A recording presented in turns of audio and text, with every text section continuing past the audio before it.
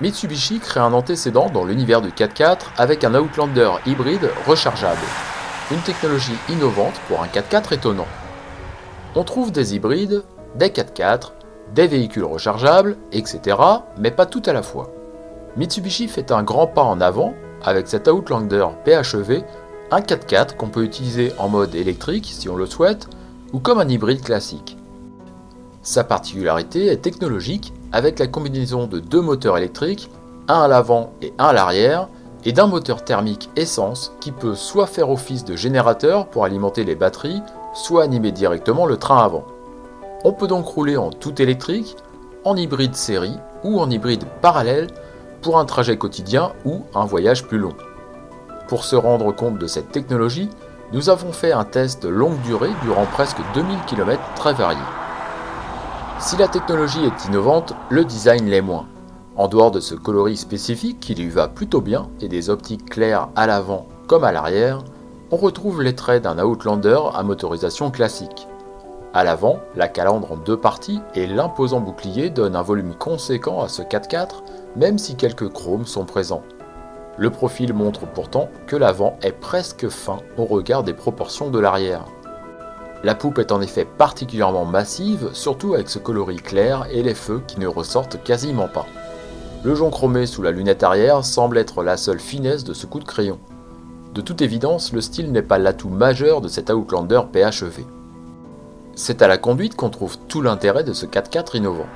Sa transmission intégrale permanente fonctionne sans arbre de transmission, juste avec les deux moteurs électriques. On roule ainsi sur la neige sans souci, et le tout-chemin lui convient parfaitement comme un Outlander classique. Lorsque la route se dégage, on peut par contre rouler en tout électrique jusqu'à 120 km/h ou en hybride selon l'état de la charge de la batterie. On peut parcourir sans encombre plusieurs dizaines de kilomètres sans essence, qu'on soit en ville, sur autoroute ou en montagne comme ici. C'est étonnant et lorsque le moteur essence se met en route, soit parce qu'on a besoin de plus de puissance, soit parce que la charge de la batterie est trop faible, on ne l'entend pas trop. Si on ajoute à ceci un roulis réduit grâce au centre de gravité abaissé avec le poids des batteries dans le plancher, rouler en Outlander PHEV n'est pas très dynamique, mais parfaitement zen. La transmission automatique, l'amortissement assez souple et le freinage sans brutalité participent grandement à cette sensation. Le confort est au rendez-vous sur de longues distances et sa grande facilité de conduite nous ferait presque oublier son gabarit sur nos petites routes du Jura. Seule l'autonomie est moindre. Sur autoroute, il faudra repasser à la pompe tous les 450 km environ en combinant les deux énergies, essence et électrique. L'espace à bord est conséquent avec un excellent accueil à l'avant et même à l'arrière avec de la place pour les jambes pour tout le monde. Le coffre est vaste et il y a même quelques petits espaces de rangement sous le plancher malgré la présence du moteur électrique. Le câble de recharge se range ici. Car si on ne recharge pas son véhicule avec le moteur essence, on peut tout simplement le brancher avec une des deux prises prévues. Dommage que le couvercle ne fasse pas plus qualitatif avec ce clong à la fermeture. A l'intérieur, quelques équipements sont spécifiques à notre motorisation hybride. On retrouve par exemple sur le grand écran tactile des informations sur les flux d'énergie, notre consommation ou notre performance écologique. Le flux se retrouve au centre du tableau de bord, au-dessus de l'indicateur des rapports. On peut bénéficier des rapports B0 à B5 pour avoir plus ou moins de frein moteur en descente. C'est très efficace et se gère simplement depuis les palettes au volant. On voit aussi si on est en mode normal, charge pour recharger la batterie ou save pour maintenir le niveau de charge. Si tout est automatique, ceci ne l'est pas. Il faut presser un des deux boutons à côté du levier de vitesse. On relève aussi le bouton 4 roues motrices pour forcer cette transmission plutôt que la priorité sur les roues avant.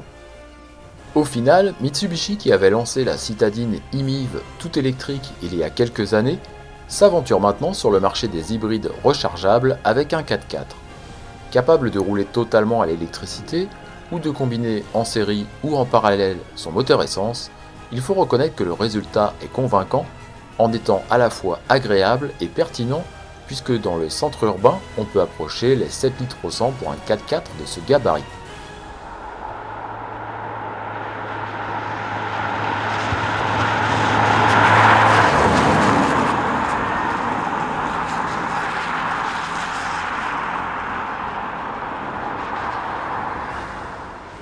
L'Outlander a même gagné un peu d'agrément avec cette transmission tout en conservant de nombreuses facilités pratiques. Bref, de quoi réconcilier l'amateur de 4x4 et l'écologiste pour peu qu'on prenne la peine de bien gérer sa consommation électrique pour des trajets quotidiens. Le souci dans nos contrées résidera par contre certainement dans le tarif, puisqu'en motorisation hybride, l'Outlander n'est proposé qu'au plus haut niveau de finition à 53 900 € ou 49 900 € une fois les aides, soit presque 10 000 € de plus qu'avec le moteur 2,2 litres diesel et une boîte automatique.